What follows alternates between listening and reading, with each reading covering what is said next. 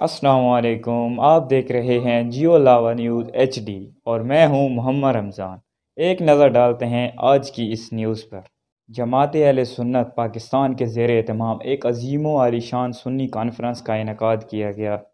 Conference میں علماء کے علاوہ عاشقان رسول بھی بڑی تعداد میں شریک تھے۔ سنی کانفرنس سے علماء اکرام نے خطاب کیا۔